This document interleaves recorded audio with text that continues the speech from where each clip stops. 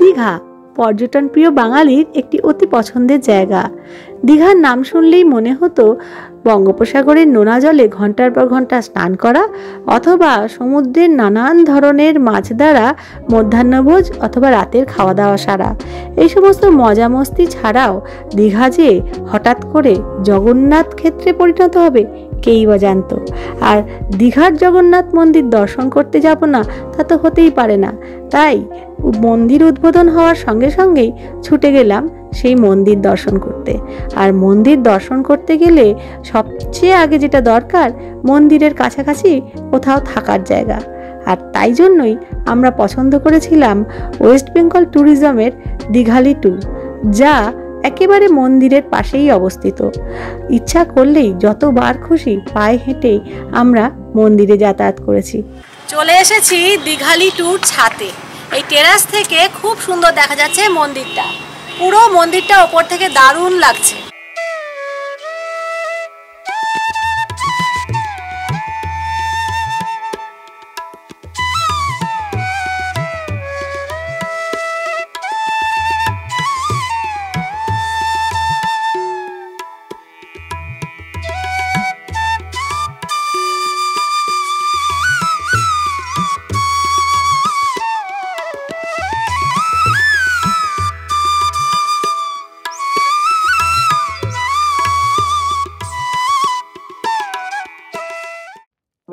তাই এবারে দীঘা রোড ট্রিপের সঙ্গে সঙ্গেই দেখে নিন জগন্নাথ মন্দির ও দীঘালি ট্যুরের সম্পূর্ণ বিবরণ। জয় জগন্নাথ! এই কথাটা প্রত্যেকবার পুরী যাওয়ার সময় বেশি করে বলি, কিন্তু এবারে দীঘা যাওয়ার সময় বলছি। ভাবুন, সত্যি সত্যি ভাবতে পারছি না দীঘাতে আমরা জগন্নাথ মন্দির দেখতে যাচ্ছি। 30 এপ্রিল 2025 জগন্নাথ মন্দিরের কপাট খুলে গেছে, জগন্নাথ দেব দর্শন করতে যাচ্ছি। চলুন যাই জগন্নাথ দর্শন দীঘা। আমরা এখন সবে বেরিয়েছি সকাল সকাল, ঠিক সকাল বলবো না, প্রায় কটা বাজে রিমি? পৌনে 7টা। ভেবেছিলাম 6টার মধ্যে বেরোবো, কোনোদিনও টাইমিং আমার হয় না, একটু আধটু দেরি হবেই। আর তার জন্য এই যে রেগে যায়, যাকে চালাতে হয় সেই তো বোঝে, কেননা খুব জ্যাম হচ্ছে। সাঁতরাগাছি স্টেশন ক্রস করছি। যাই হোক, জ্যামটা কেটে গেছে, আশা করি এবার ভালো যাব।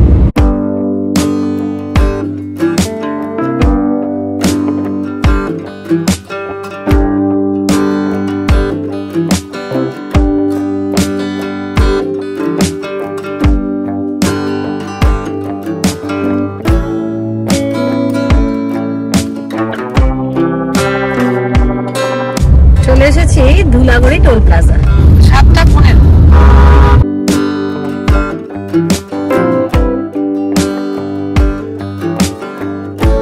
আজকে কিন্তু দীঘা যাওয়ার আনন্দটা ডবল হয়ে গেছে।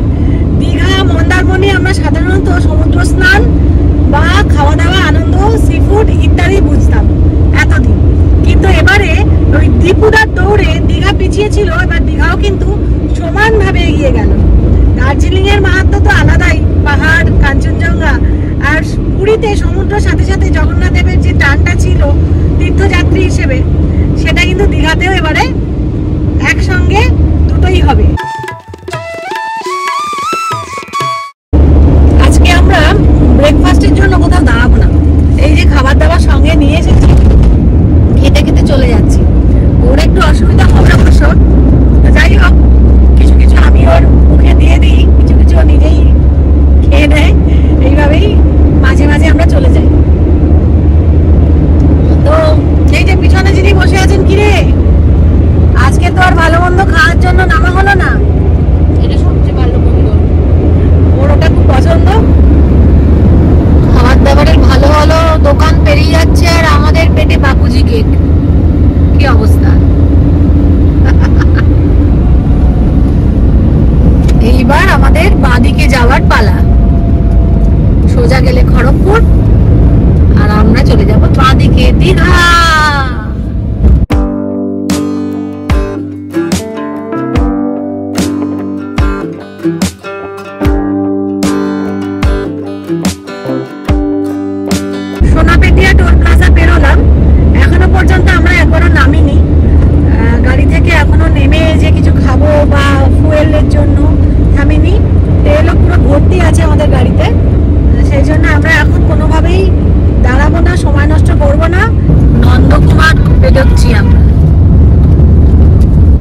চলে এসেছি নন্দকুমার। এখান থেকে একটা আইল্যান্ড আছে, সেটাকে গোল করে ঘুরে আবার আমরা দীঘার দিকে যাচ্ছি।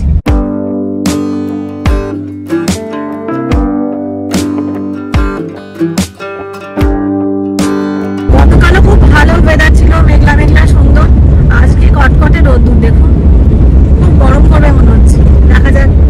সকল পুণ্যার্থীদের অভ্যর্থনা করা হচ্ছে, দেখুন।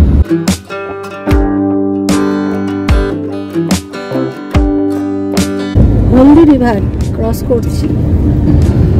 জাস্ট হলদি রিভারের উপরে যে ব্রিজটা আছে সেই ব্রিজটা ক্রস করলাম। এই জায়গাটা হচ্ছে নরঘাট। জগন্নাথ ধামের এক দিয়ে পতাকা, তাছাড়া অন্যান্য সমস্ত পতাকা দিয়ে গোটা রাস্তাগুলো সব সাজানো হয়েছে, দেখতে কিন্তু বেশ ভালো লাগছে।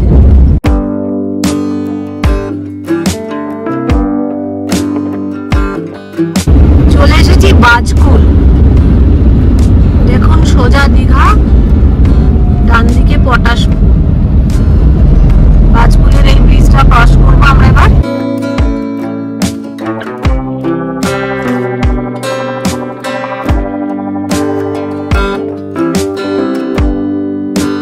নটা 25 বাজে, আমরা এখন কাঁথি বেরোচ্ছি।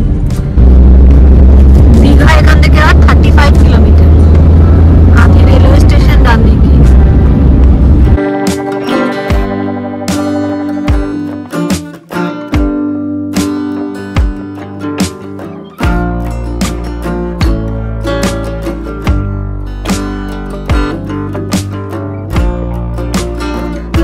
আমরা প্রায় চাউলখোলা মোড়ের কাছাকাছি চলে এসেছি, যেখান থেকে বাঁদিকে মন্দারমণি ঢুকে যায় আর সোজা গেলে দীঘা।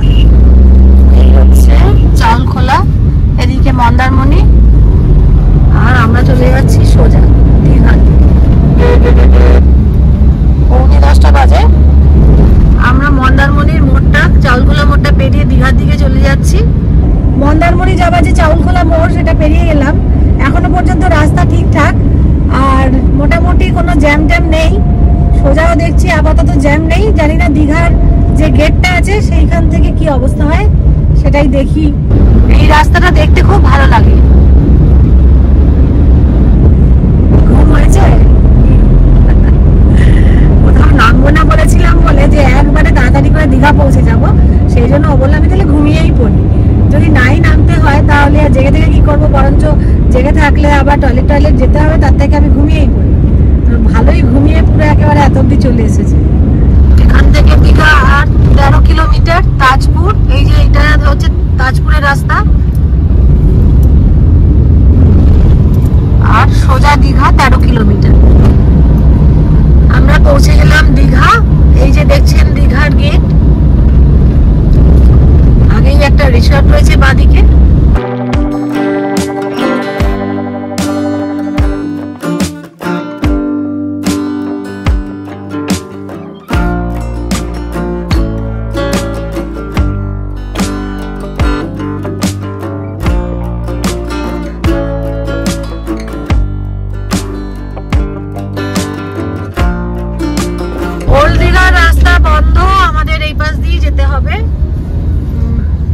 যেহেতু আমরা দীঘালি 2 তে যাচ্ছি, কাজেই আমাদের হোটেলটা একেবারে জগন্নাথ মন্দিরের কাছাকাছি।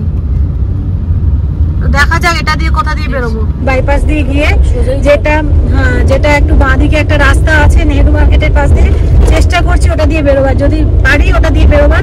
তো দেখা যাক। যেহেতু আমাদের হোটেল দীঘালি 2 জগন্নাথ মন্দিরের ঠিক আগে ওয়েস্ট বেঙ্গল ট্যুরিজমের যে হোটেল রয়েছে, তো সেটাই যাওয়ার জন্য বাইপাস দিয়ে যদি ওপাশে চলে যাই, আবার মন্দির পেরিয়ে যাব, তখন আবার এদিকে আসতে দেবে কিনা জানি না। সেই জন্য আমরা এই রাস্তাটা দেখি বেরোতে দেয় কি। দীঘার এই রাস্তাটায় প্রচুর হোটেল রয়েছে, এখানে Aarti hotel, Jahnavi guest hill, Nehru মার্কেটের ঠিক পিছন দিকটাই। হ্যাঁ, পাশের রাস্তাটা। দেখা যাক কি হয়, বেরোতে দেয় কিনা আমাদের হোটেল আশীর্বাদ। এবার আমরা ডান দিকে বেরিয়ে যাব।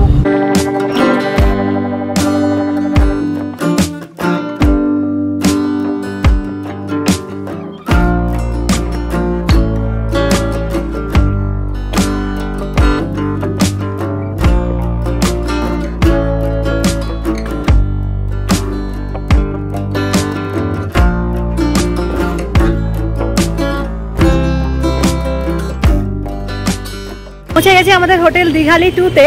আর এখানে এখন মানে সাজো সাজো রব তো কালকে থেকেই ছিল। আর আজকে আমার সাথে দেখা হয়ে গেল একদম মহাপ্রভুর যিনি প্রধান পুরোহিত, এই জগন্নাথ ধামের উদ্বোধনের সময় থেকে যিনি পুজো করেছেন, পুরী থেকে যিনি এসছেন তার সাথে।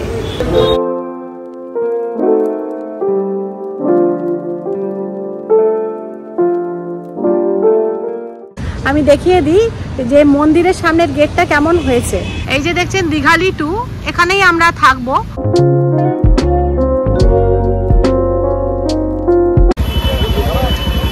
এই হচ্ছে জগন্নাথ মন্দিরের সামনে মহাপ্রভুর চৈতন্য দ্বার।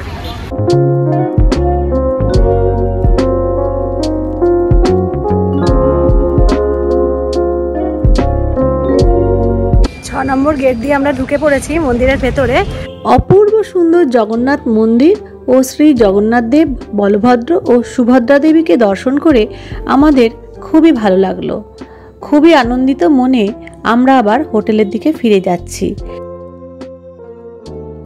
জগন্নাথ মন্দির এবং এই মন্দির সংক্রান্ত সকল তথ্য নিয়ে আমার আরেকটি ভিডিও অলরেডি চ্যানেলে দেওয়া রয়েছে। আপনারা যারা এখনো দেখেননি তাদের অনুরোধ করব প্লিজ ওইটা দেখে নেবেন। আর ভিডিও লিঙ্কটা আমি ডেসক্রিপশন বক্সে দিয়ে দিলাম। আমরা দেখে নেব এই যে দীঘালি প্রপার্টিটা কীরকম। আপনারা সবাই জানেন, অনেকেই এসে থেকেছেন, যারা এখনও পর্যন্ত এখানে এসে থাকেননি তাদের জন্যই। স্টেশনটা খুবই কাছে, আর যেটা নিউ দীঘার বাস স্ট্যান্ড সেখান থেকেও এটা কাছে। বিশাল বড় একটা সাদা বিল্ডিং, পরপর অনেক রুমস রয়েছে। আমরা এখানে যেটা 2700 যে রুমটা সেটা নিয়েছি। আমি দেখাচ্ছি প্রপার্টিটা, রিসেপশনটাই বা কেমন বা আমাদের রুমটাই কেমন দেখাচ্ছি।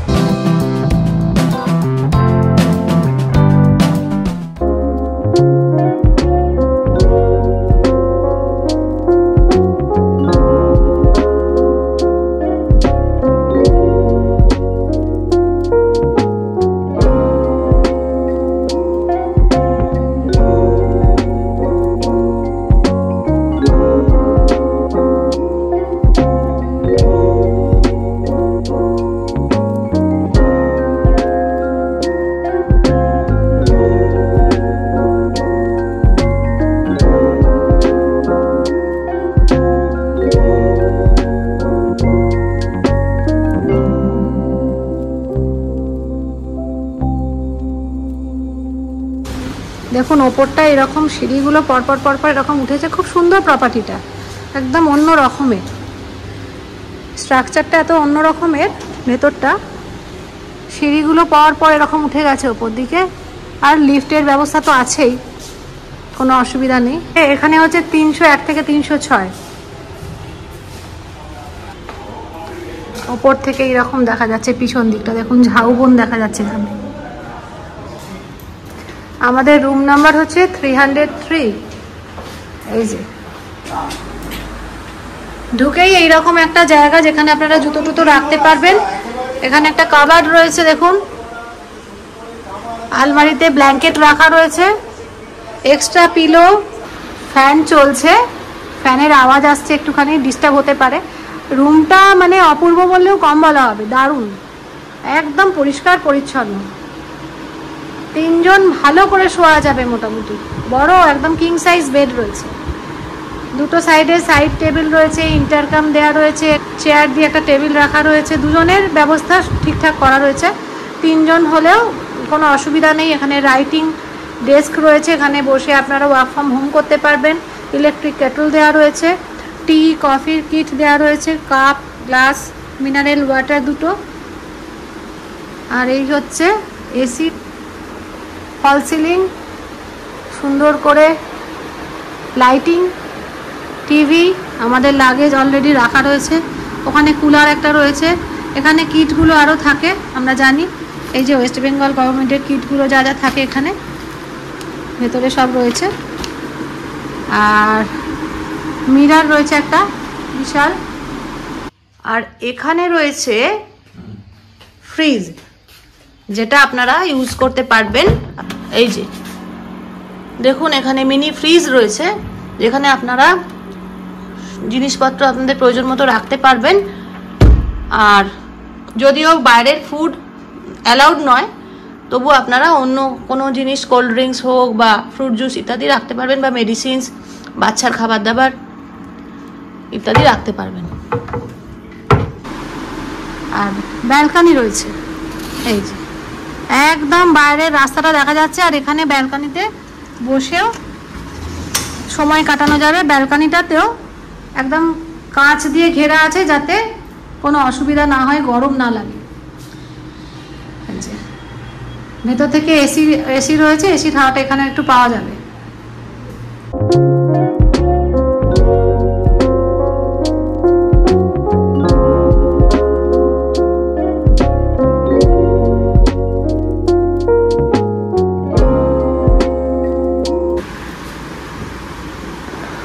দারুণ, আমার তো খুব পছন্দ হয়েছে। কেমন ভালো লাগছে রিমি? রুম খুব বেশ বড় সড়ো। দেখি বাথরুমটা খুব বড় বলছিস? বেশি বড়। দেখি ওয়াশরুম দেখে নি একটুখানি। ওরে বাবা, এখানে কেউ বোম ফেললে ওদিকে চানও করতে পারবে আরেকজন। মানে বম্বিং এরিয়ায় একজন বম ফেলছে আর একজন এদিকে চান করছে। যত সব অদ্ভুত বাজে বাজে কথা। দেখুন কি বলছে। যাই হোক, এখানে হচ্ছে ওয়াশ মেশিনটা রয়েছে, বড় একটা আয়না দেওয়া রয়েছে। আচ্ছা, ওয়েস্টার্ন কোমোড দেওয়া রয়েছে, সুন্দর করে ব্যবস্থা, সমস্ত একদম মডার্ন। কার্টেন দেওয়া রয়েছে, দিয়ে স্নানের জায়গাটা এরকম আলাদা করা রয়েছে। এই যে পুরো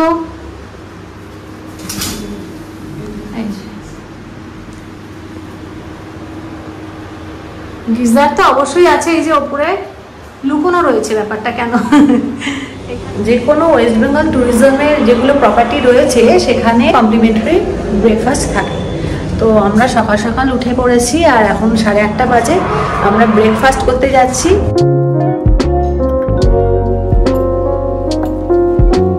তো আমাদের পুরি চলে এসেছে, পুরি সবজিটা ঘুগনি অ্যাকচুয়ালি।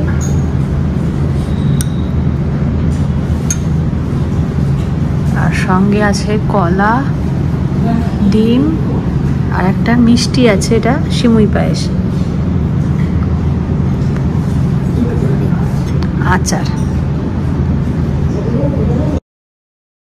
কফি খেয়ে এরপরে আমরা বেরিয়ে যাব। টি বা কফি কমপ্লিমেন্টারি ব্রেকফাস্টের সাথেই থাকে। আপনারা চাও নিতে পারেন, কফিও নিতে পারেন। আর এখানে নিয়ম অনুযায়ী 10টার সময়, সকাল 10টার সময় চেক আউট, আর চেক ইন টাইম সকাল 12টার সময়। জয় জগন্নাথ।